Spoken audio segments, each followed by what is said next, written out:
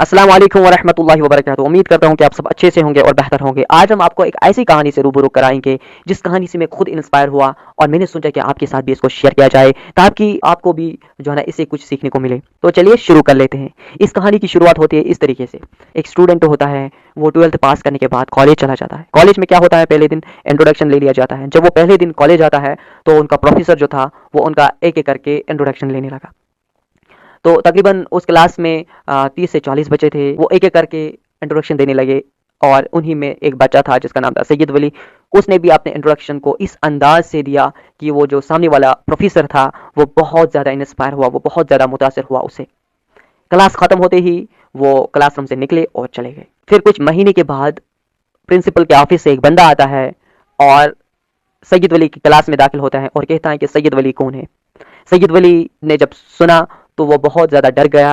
उसने सोचा कि मुझे क्यों प्रिंसिपल बुला रहे हैं, आया मैंने कोई गलती तो नहीं की जिसकी वजह से मुझे प्रिंसिपल बुला रहे हैं। बहरहाल वो उस बंदे के साथ प्रिंसिपल के ऑफिस में चला जाता है और जब वो दाखिल होता है तो वो देखता है कि वही प्रोफेसर जो उनका पहले दिन में इंट्रोडक्शन ले रहा था वो भी वहाँ पे बैठा हुआ था। तो प्रिंसिपल सैयद वली से कहता है कि हमारा एक एनुअल फंक्शन आने वाला है, क्या आप स्टेज को मैनेज कर सकते हो। सैयद वली ने कभी भी बहुत बड़ी ऑडियंस को टैकल नहीं किया होता है, बड़ी ऑडियंस को जो है ना उनको फेस नहीं किया होता है। सैयद वली कहता है कि हाँ मैं कर सकता हूँ सर। कुछ दिन बाकी थे उस एनुअल फंक्शन के आने में। सैयद वली घर जाता है और प्रैक्टिस करता है और अपने अंदर के डर को ख़त्म करने की कोशिश करता है। जब वो एनुअल फंक्शन में पहुंचता है और वो इस अंदाज से स्टेज को मैनेज करता है कि उन ऑडियंस के दरमियान एक रेडियो जर्नलिस्ट होता है, वो उसका स्पीच सुन के बहुत ज़्यादा मुतासर होता है और आखिर में उसे बोलता है कि सैयद वली क्या आप मेरे साथ रेडियो पर प्रोग्राम दे सकते हो। सैयद वली ने रिप्लाई में कहा कि हाँ मैं दे सकता हूँ।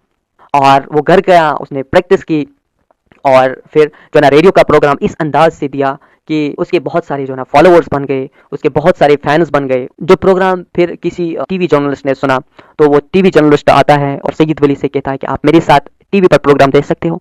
तो सैयद वली ने कहा कि हाँ मैं दे सकता हूँ, क्यों नहीं। तो उसने जो है ना वो टीवी पर प्रोग्राम दिया बेहतरीन तरीके से। तो उसके सामने एक और अपॉर्चुनिटी निकल के आ गई। वो क्या थी, उसे जो है ना बहुत बड़ा मोटिवेशनल स्पीकर बनने का मौका मिला।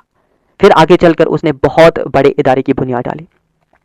इस कहानी से हमें क्या सीखने को मिलता है, इस कहानी से हमें ये सीखने को मिलता है कि अपॉर्चुनिटी अपॉर्चुनिटी होती है, अपॉर्चुनिटी छोटी बड़ी नहीं होती है। जिस तरीके से सैयद वली ने पहले दिन इंट्रोडक्शन वाले दिन को बेहतरीन तरीके से यूटिलाइज करके अपने लिए एक और अपॉर्चुनिटी को जन्म दिया, जो क्या था कि एनुअल फंक्शन में स्टेज को मैनेज करना। जब उस अपॉर्चुनिटी को उसने अनलॉक किया तो उसके सामने एक और अपॉर्चुनिटी निकल के आ गई। वो क्या थी कि उसे रेडियो पर बोलने का मौका मिला। तो जब उस अपॉर्चुनिटी को उठाया और बेहतरीन तरीके से यूटिलाइज किया तो उसके सामने नई सी अपॉर्चुनिटी आ गई। वो क्या थी, उसे टीवी पर बोलने का मौका मिला। उस अपॉर्चुनिटी को टैकल किया, उस अपॉर्चुनिटी को यूटिलाइज किया, उसके सामने अगली अपॉर्चुनिटी निकल के आ गई। इसलिए कहा जाता है कि opportunity is with in opportunity, opportunity opportunity में ही छुपी होती है।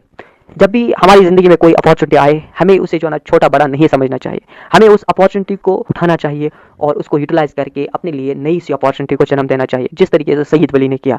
आजकल का जो नौजवान है उसके अंदर ये प्रॉब्लम है कि वो बहुत बड़ी अपॉर्चुनिटी का इंतजार करता रहता है, जिसकी वजह से उसके महीने के महीने साल के साल निकल जाते हैं, वो अपॉर्चुनिटी कभी भी नहीं आती। अगर आती भी हैं वो उसके लिए तैयार ही नहीं होता। हमें इस कहानी से ये नसीहत लेनी है कि जो भी अपॉर्चुनिटी हमारे सामने आए उसे हम लें, उसको बेहतरीन तरीके से यूटिलाइज करें, अपने लिए नई अपॉर्चुनिटी को जन्म दें।